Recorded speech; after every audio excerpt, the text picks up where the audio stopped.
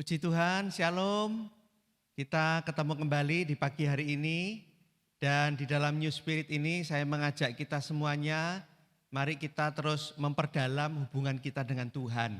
Apapun keadaan kita, kalau kita datang kepada Tuhan, kita menyembah Dia, kita bangun hubungan dengan Tuhan, maka percayalah nanti tuntunan Tuhan, kekuatan Tuhan akan nyata di dalam kehidupan kita. Amin. Ya, saya mengajak kita semuanya dengan penuh syukur, dengan semangat, kita bersama-sama menyembah Tuhan pagi hari ini.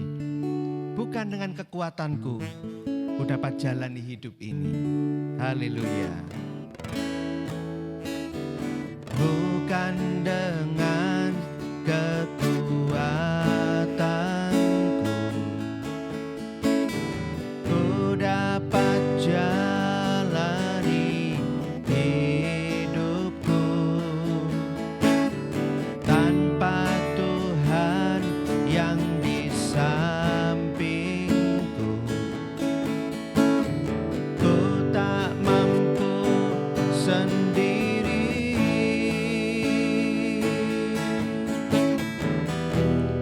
Engkaulah kuatku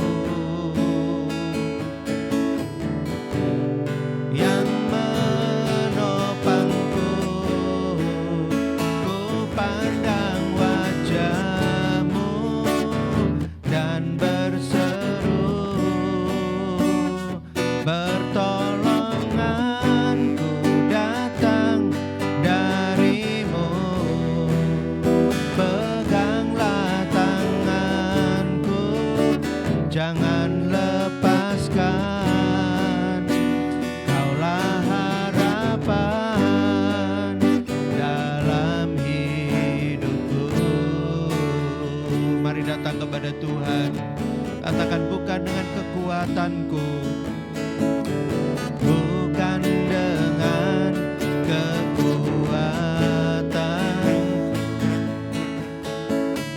ku dapat jalani hidupku. Tanpa Tuhan yang di samping, ku tak mampu sendiri.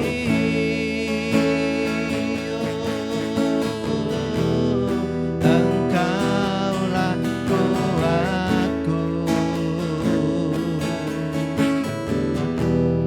yang menopangku.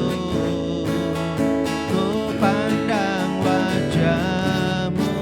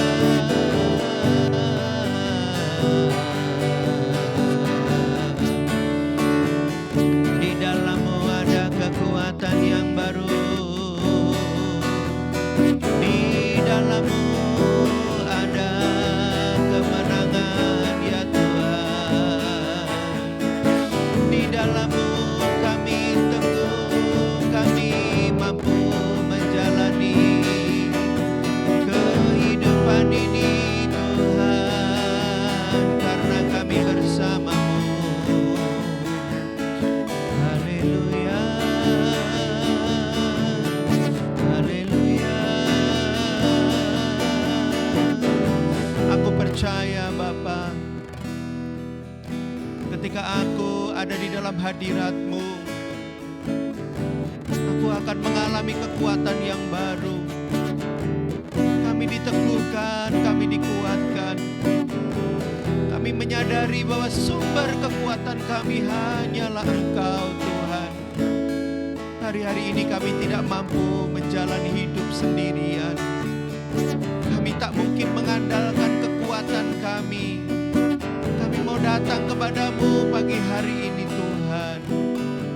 Terima kasih Tuhan. Ku pandang wajah-Mu dan berseru, pertolonganku datang dari-Mu.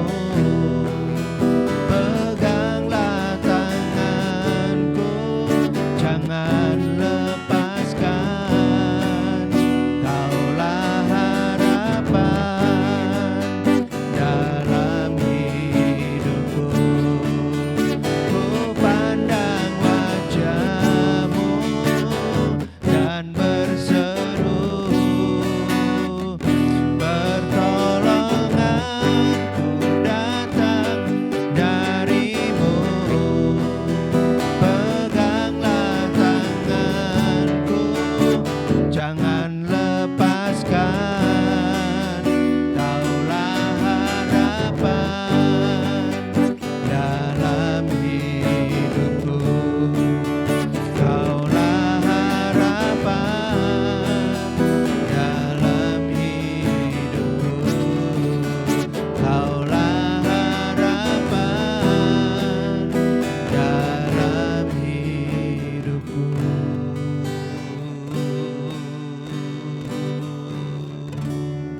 Terima kasih ya Tuhan. Pagi hari ini kami mau terima kekuatan yang baru dari firman-Mu. Tuhan akan menguatkan kami, meneguhkan kami pagi hari ini. Urapi kami Tuhan. Terima kasih Bapa, terima kasih ya Tuhan. Di dalam nama Tuhan Yesus Kristus kami siap merenungkan firman-Mu. Haleluya. Amin. Puji Tuhan. Bapak Ibu, pagi hari ini